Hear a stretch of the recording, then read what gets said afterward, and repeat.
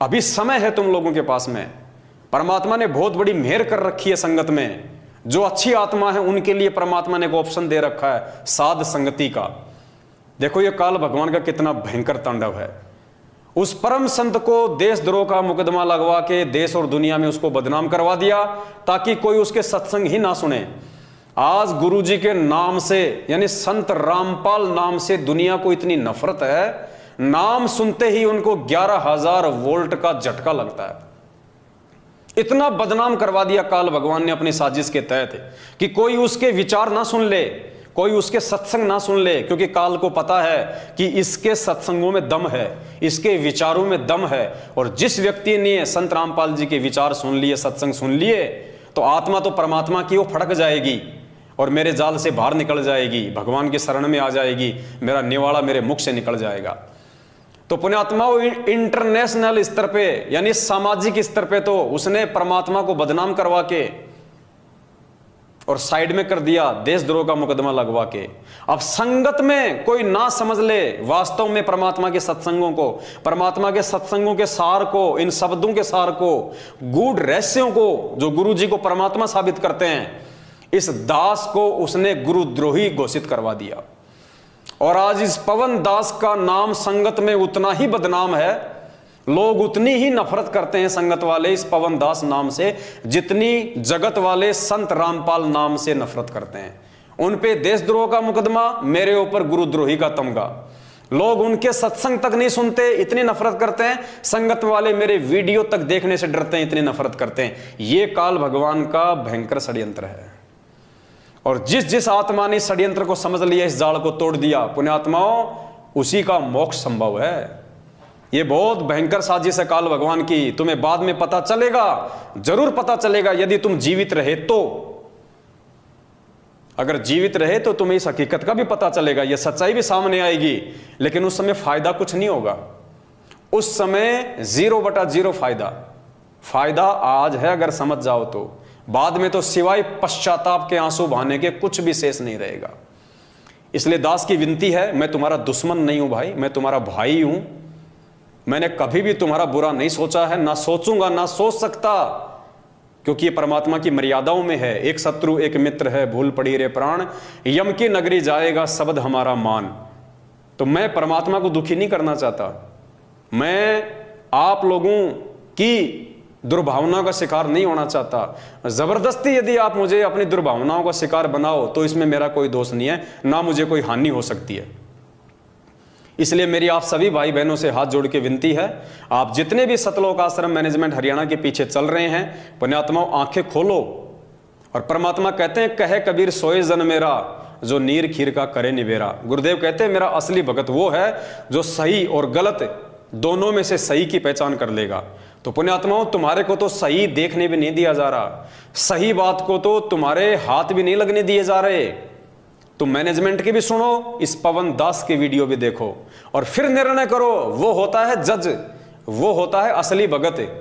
जब तुम्हारे सामने दूसरे पक्ष को रखने नहीं दिया जा रहा, तुम्हारे सामने दूसरे पक्ष को लाने नहीं दिया जा रहा, उससे पहले तुम्हें डरा दिया जाता है कि तुम्हारा नाम खंड हो जाएगा, तुम्हारा नाम खंड हो जाएगा, तो एक पक्ष को देख के तुम निर्णय क्या करोगे? अरे कोर्ट में जो जज बैठता है, जब तक उसके सामने दोनों पक्षों को नहीं रखा जाएगा, दोनों पक्ष के वकील अपनी अपनी दलीलें पेश नहीं करेंगे, तब तक वो जज क्या निर्णय करेगा कि क्या सही है और क्या गलत है।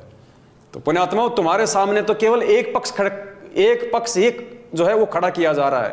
पीले पर्चे, गुरु जी का आदेश, डर भय कि दूसरे पक्ष को देख लिया, साध संगत के वीडियो देख लिए, पवन दास के वीडियो देख लिए, तो नाम खंड हो जाएगा, परमात्मा से दूर हो जाओगे। तुम्हें तो दूसरा पक्ष देखने से पहले ही डराया जा रहा है, तो तुम जज की भूमिका कहां से निभाओगे? परमात्मा के वचन क्या कह रहे हैं, तुम्हारे से क्या करवाया जा रहा है? और खुद ये परमात्मा अगर दुनिया भर के नकली संतों के ऑडियो वीडियो सत्संग हमें ना दिखाता, ये दुनिया भर के शास्त्र हमारे को ना दिखाता, तो हम भी तो पहले किसी न किसी गुरु की शरण में थे।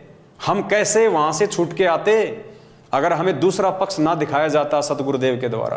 तो पुण्यात्माओं, जब तक तुम ये पवन दास वाला पक्ष, ये सात संगति वाले वीडियो नहीं देखोगे, तुम जिंदगी में भगत नहीं बन सकते, तुम जिंदगी में सत्य और असत्य का निबेरा नहीं कर सकते।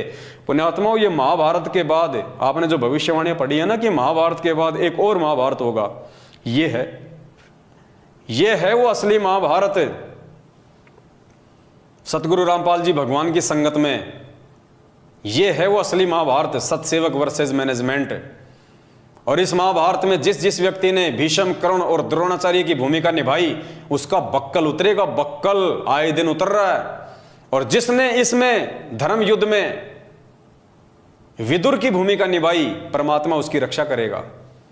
तो ये निर्णय आप लोगों के ऊपर है। मैं तो 7 साल से भोंक ही रहा हूं, आगे भी भोंकता रहूंगा जब तक परमात्मा का आदेश होगा। और आप सभी भाई बहनों से हाथ जोड़ के पुनः निवेदन करता हूं, पुण्यात्माओं, छोटा भाई समझ के, अरे चलो ये सोच लो मेरे वीडियो देखने से तुम्हारा नाम खंड होता है, अरे तो नाम तो तुम फिर भी शुद्ध करवा लेना, वैसे भी तो महीने में एक बार तो तुम शुद्ध करवाते ही हो। ये तो है नहीं कि तुम मर्यादा में हो, मर्यादा तो सबकी टूटी हुई है। फिर भी तुम्हें लगता है कि तुम युधिष्ठिर हो, तुम धर्मपुत्र हो, तुमसे कोई मर्यादा नहीं टूटती है, तुम बिल्कुल अखंड हो। तो भाई दास की विनती है, एक बार तो नाम खंड कर लो, देख लो इस दास के वीडियो, उसके बाद में नाम शुद्ध करवा लेना। व्यवस्था तो है ही नाम शुद्ध करवाने की, ऐसा तो है नहीं कि व्यवस्था नहीं है। जगह जगह इन्होंने गली गली में नाम शुद्ध करने की भी व्यवस्था कर रखी है। आराम से जाना, और तुम्हें लगे कि पवन दास के वीडियो में कोई दम नहीं है, कोई सच्चाई नहीं है, हमारे मतलब की कोई चीज नहीं है, तो जाके अपना नाम शुद्ध करवा लेना। और वैसे भी नाम शुद्ध करवाने की जरूरत नहीं है। परमात्मा कहते हैं जब तक दोनों पक्षों की देखोगे नहीं, जब तक सही और गलत को देखोगे नहीं, तो मालूम कैसे पड़ेगा। तो मात्र सही और गलत को देखने से नामखंड नहीं होता।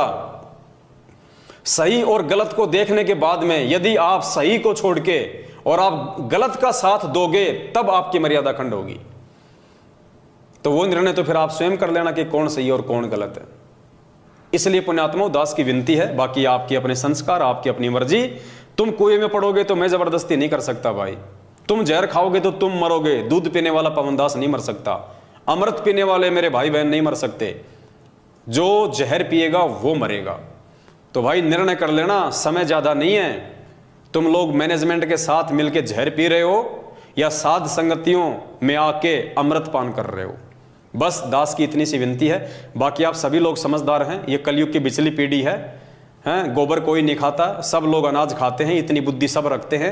फिर भी बीच बीच में समझाने की आवश्यकता जहां पड़ेगी दास समझाता रहेगा। बस आज के लिए इतना, फिर परमात्मा दया करेंगे, फिर आप सभी भाई बहनों के सामने एक नई जानकारी, एक नया वीडियो लेके आएंगे।